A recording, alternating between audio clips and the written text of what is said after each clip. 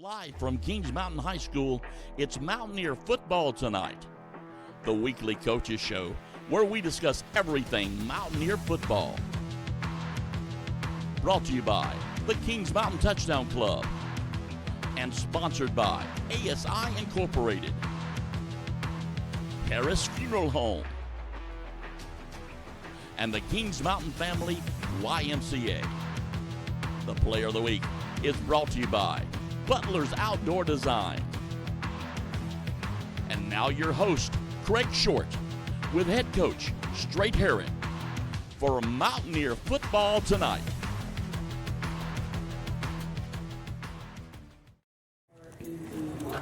Good evening, Mountaineer fans. Welcome to Mountaineer Football Tonight with Coach Straight Heron. We are here filming our show for this week of the Ashbrook game. We're going to talk about the big win this past Friday night over North Gaston on homecoming here at John Gamble Stadium. We'll name our players of the week, and we'll also talk about the game coming up this Friday at Ashbrook. So stick around after the break. We'll welcome Coach Heron, and we'll get going with the show. Be back in just a few minutes. Mountaineer football tonight is brought to you by the Kings Mountain Family YMCA,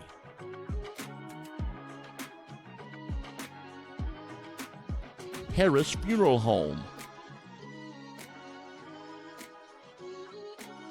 and ASI Incorporated.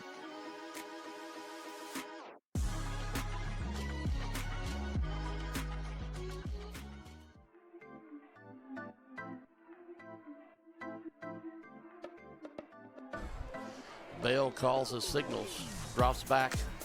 There he is. Looks right over to the left side, got a man open. Can he get to him? Caught it that time. And he Good catches job. it. Touchdown, Mountaineers. Great job. So that was the 6 we were looking for earlier. Yeah.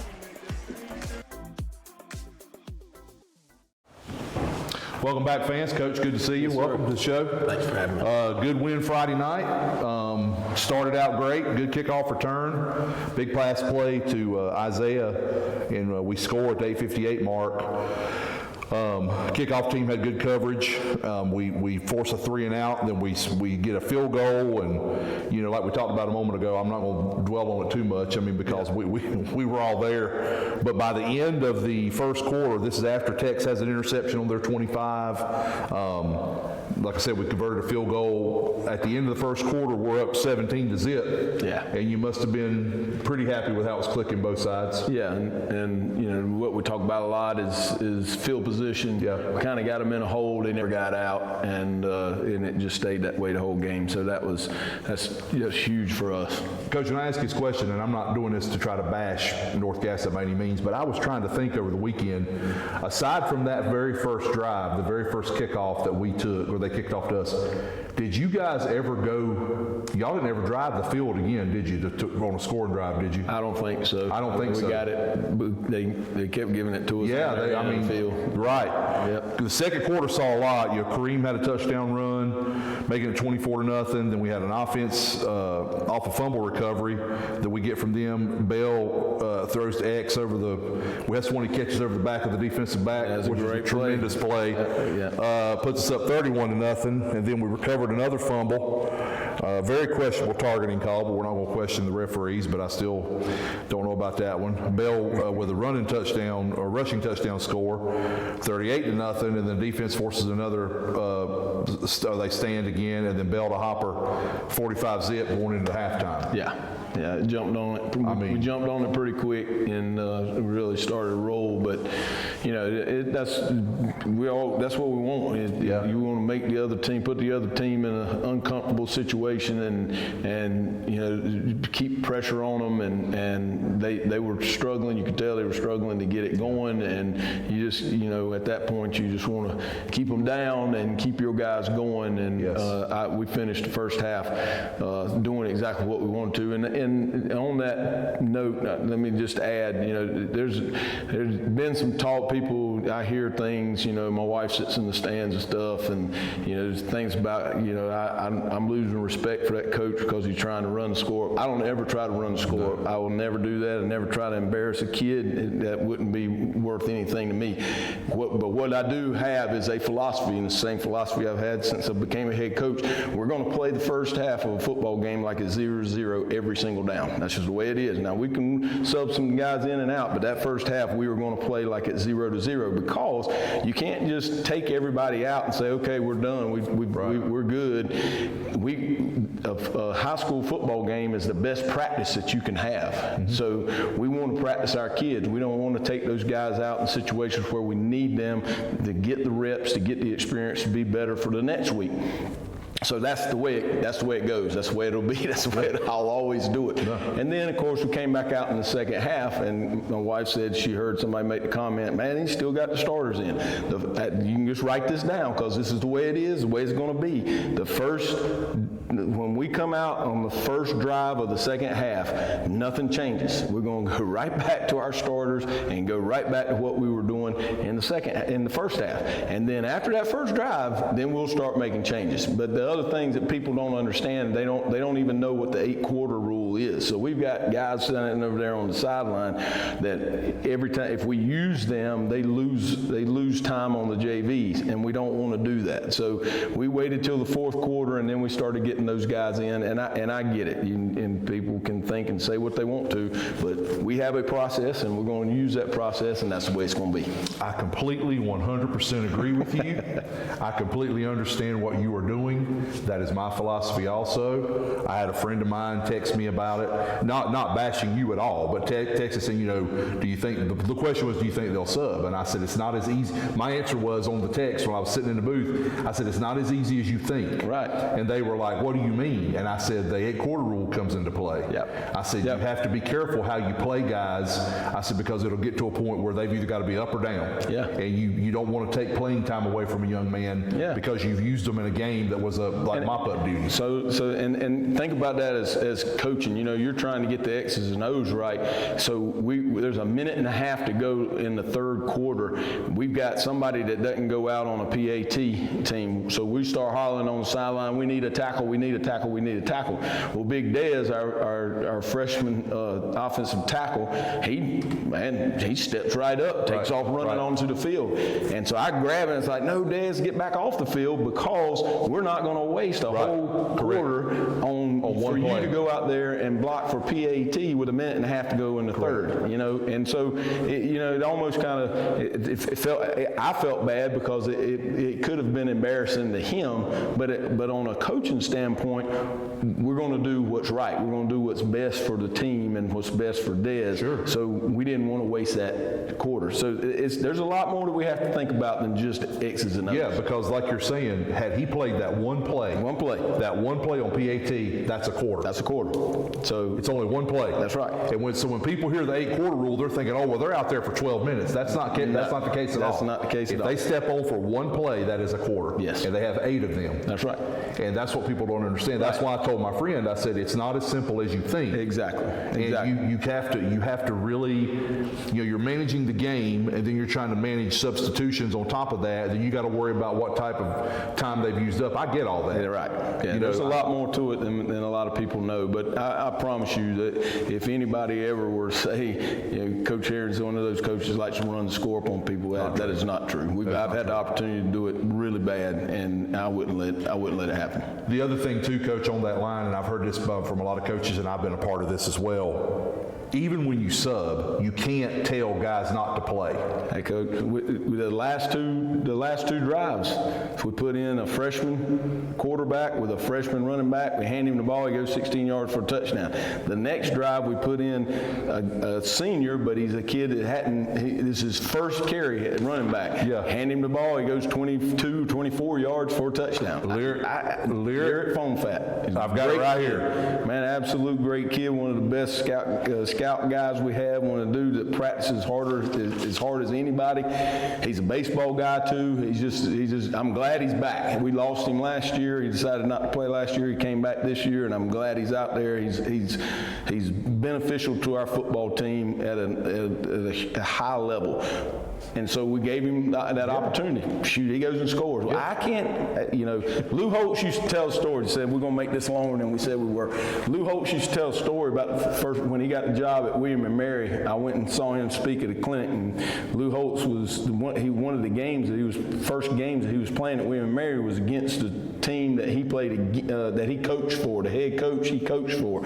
And he felt like that coach was like a mentor to him. So before the game, they were shaking hands and they were talking, and he in his conversation. Now Lou Holtz is a lot funnier than I am, but Lou Holtz was talking about how they were laughing and cutting up and having a good time, and he felt good because he was going to go out there and try to win, but he knew it was going to be tough to do it. But at least his mentor wasn't going to blow him out. Well, when the game was over, it was like 72-0, and he walked out there and he shook his mentor's hand, and he's like, "Coach, man, what?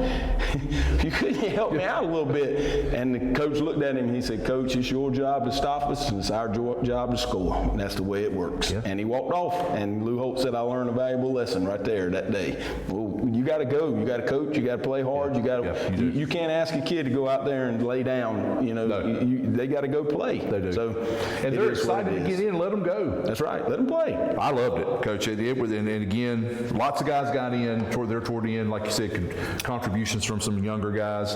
You end up with a big win, 65-zip, big conference win, taking us into this last 4-game stretch. So, give me a couple takeaways. The first one is you got to. The first takeaway that I wrote down was exactly what we just talked about. Be careful with my image.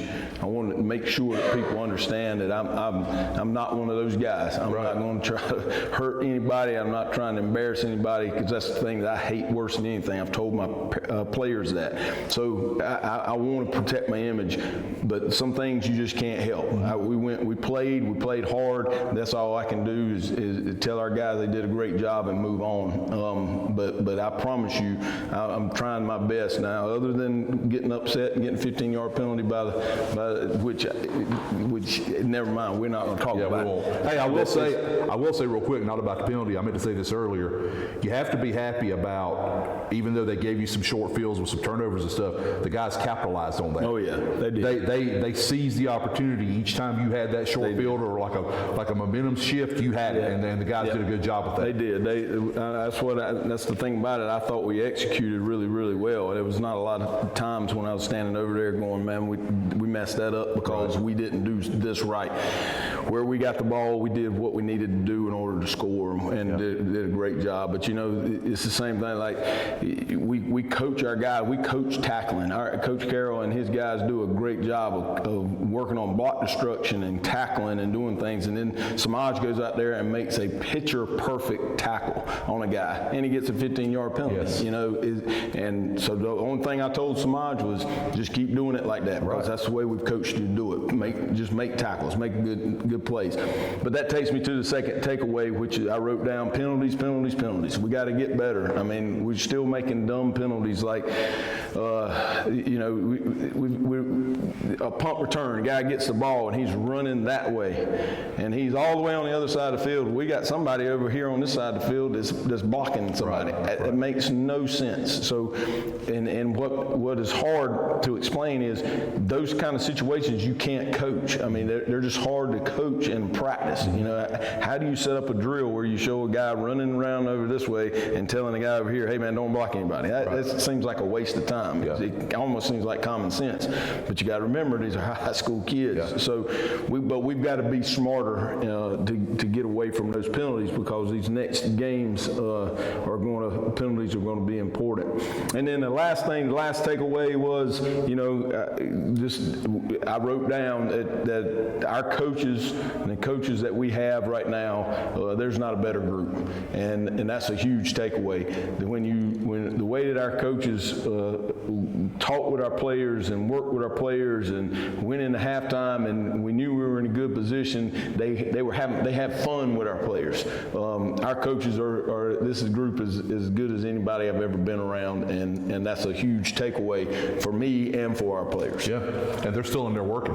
Yeah, they're working. I just walked through the room, and what our fans don't realize is it's nonstop. No, it is. They're working right now, talking about the game. I heard them talking about practice. I'm not eavesdropping, but I mean I could hear what they were saying as I walked through. You don't realize the time that they put in. Oh yeah. And that makes a difference when you gel. If the staff gets along well, it just makes your job a lot easier as a head man. It makes everybody's job a lot easier. It does. All right, Coach. Well, that's a good win. It was. We're going to take a break, and when we come back, we will talk about this week's game against North Gaston, and we'll name our players of the week. So see you after the break. Mountaineer Football Tonight is brought to you by the Kings Mountain Family YMCA,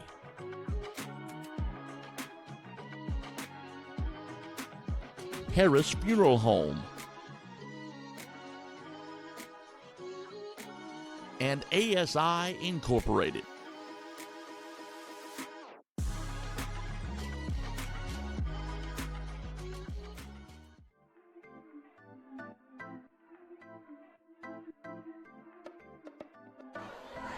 Man in motion again.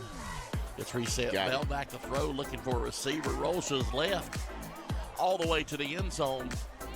It's a jump ball, and he's going to get it. That's touchdown. Wow. Yep. That's Vaughn, Big Tex. Tex tucked that ball.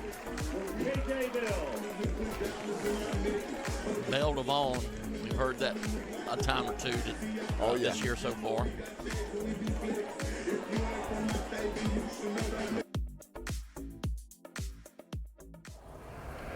Great highlight right there from KJ to Tex. Coach, we were just talking about how good a catch that was. It was a great play. Yes. Let's talk about Ashbrook. Here we are. So,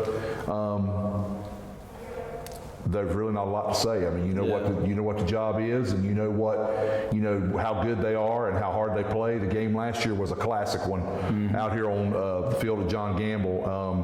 I know that you're prepping and ready and getting the guys ready, and it's going to be a big atmosphere. Yeah, it will be. And then on top of that, this is the only 6A matchup in the conference and so we've been telling our players, and I'm sure they've been telling their players, this game has huge implications on the RPI and playoffs down the road. So it's going to be a big atmosphere. We know that, and I wish we were playing here a lot more than having to play over there. But it is what it is. We're going to go over there and give it our best shot. But they're very talented. They've got a lot of good athletes all over the place. Some of them we know. And we know that there's a couple of really good ones that we're going to have to keep an eye on. But they got the linebacker that's going to the Shrine Bowl. He's a great player, and they're really big up front, which that gives you a lot of concern. So all we can do is practice and get right on what we're trying to do and go out and compete. Yeah, and we talked earlier. We were talking off camera. We talked about execution, and I agree with what you said. It's going to come down to execution. You talked about penalties, eliminating things like that, and taking care of the little things. Executing your offense, your defense. Cutting down on the penalties, obviously ball control. Well, not ball control, but limiting turnovers or what have you. So I know that. I know you guys are practicing and all that stuff and getting ready, but I would feel like, and I don't want to speak for you, but I would think you're feeling pretty excited. I mean, it's a big time game. Oh, yeah. But you should feel good about where you are, and they are too. Yeah. Should be a real competitive atmosphere. That's exactly what that's exactly what I'm expecting. I hope that we go out and play well, and we that's the thing. Again, you're talking about high school kids, so this is what we've been preaching is you got to execute. You got to execute, and but you don't know if you're going to execute until you get out there. So we'll find out on Friday. But I know everybody's excited about it, and I'm sure they are too. And it should be a great game. Should be a great atmosphere, and just as long as when we walk off that field, we haven't left anything that we could have done or used to help us, then we'll be fine. We're going to believe in what we did. Yeah, this should be a big one. Hope all the fans get to come. It's going to be a huge atmosphere, and it'll be a great game down there at Ashbrook at their stadium. They're off New Hope Road. Coach, let's do our Players of the Week, our Butler Outdoor Designs Players of the Week. I know you like to always start with your overall. Yeah. We'll do that first, and then we'll let you do your Players of the Week for each of the 3 phases. All right. So first of all, I want to continue to thank Jason Butler what he's doing with this, and he brought us some hats that we give to our players, really, really nice hats, and he gave us enough that I can do different things with it. So this week, I told our team there wasn't anybody who had like astronomical stats. We had 8 different guys score touchdowns. Yeah. So every receiver caught a touchdown. We had multiple running backs score touchdowns. Our quarterback scored a touchdown, of course, passing and running. So just all across the board, it was just a great team effort. So combine that game with the games leading up to it. I decided that, and we decided that our offensive line are going to be the players of the game. Yeah. And so Ja Ingram, Samarian Dawkins, Andrew Reichard, Christian Espinoza, Colt Dixon, and Sam Bryson. They all were the players of the week this week, and they all got hats, and they were pretty pleased about that. I bet they are. So players of the game is our full offensive line. Offensive player of the game, I'm gonna go with Kareem Coleman. He had, and I have to get my glasses. I had to go get my glasses. He had 13 carries for 123 yards, which was a pretty good night. Honorable mentions: Devin Hopper had 2 touchdown passes. He caught 4 passes on the night. Xavier Hutchins had 3 catches and a touchdown, one of the greatest catches I've seen in a while. So all of those guys are honorable mentions. Defensive player of the game is Lathan Feemster. He scored the most with 34 production points. Honorable mentions behind him, and had a really good game. Honorable mentions behind him: Cam Hauser had 31 production points. Samaj Odom had 26. So, but the defensive guy that led us was Lathan. And on special teams, I'm gonna go a little different. After you watch video, you see things that you don't really see in the game. But we had a guy on. We had a lot of kickoffs, and I wasn't really concerned about how many plays he made. But we had a guy who has been hurt. He's been out. He came back. Antonio Gomez is on our kickoff coverage team, and when the ball is kicked off, that guy is 100 miles an hour as fast as he can go to get down the field.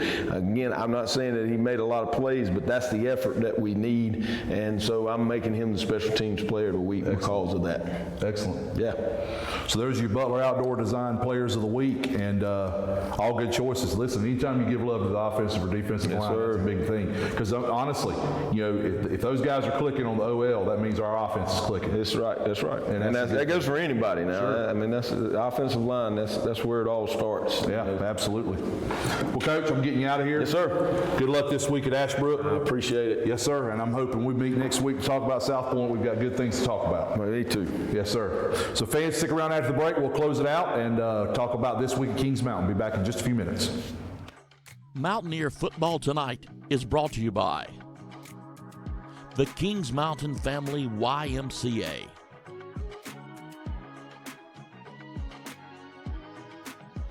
Harris Funeral Home, and ASI Incorporated.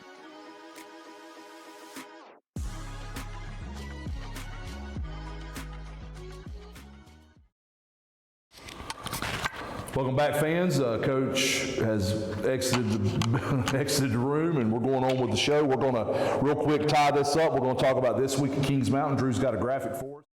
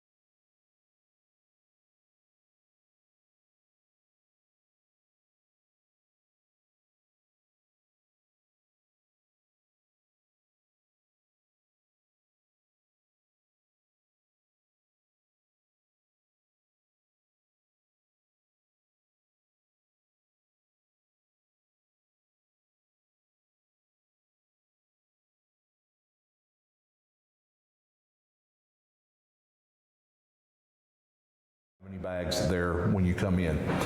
Just want to remind you that we are on each week with the Coaches Show, and we are here on our YouTube channel. If you have not already liked and subscribed to our channel, please do that. The more likes and subscriptions we have, the better it makes our channel and the stronger it does, and we appreciate you for that. While we're talking about appreciation, as I do each week on here and at the game, we want to thank the Touchdown Club for all that they do for us, allowing us to do this with the equipment and the time and the support. Remember, as I tell you each week, we would love for you to be a member. If you're not already, you can go to KingsMountain.com. You can click the link there and join via online, or you can also see one of us about becoming a member. Remember, everything you do in the Kings Mountain Touchdown Club, 100% of your efforts, money, time, resources, all your resources goes to everything Mountaineer, and we appreciate that. So this week, look at me, I'm getting ahead.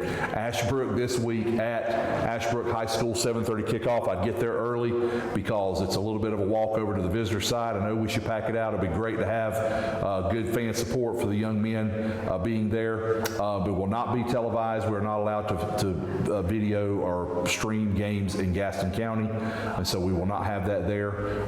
Social media. Check social media as the week goes along. We might have some updates on some things where we might be able to help you out a little bit. But as for our YouTube channel, it will not be there this week. So come see us.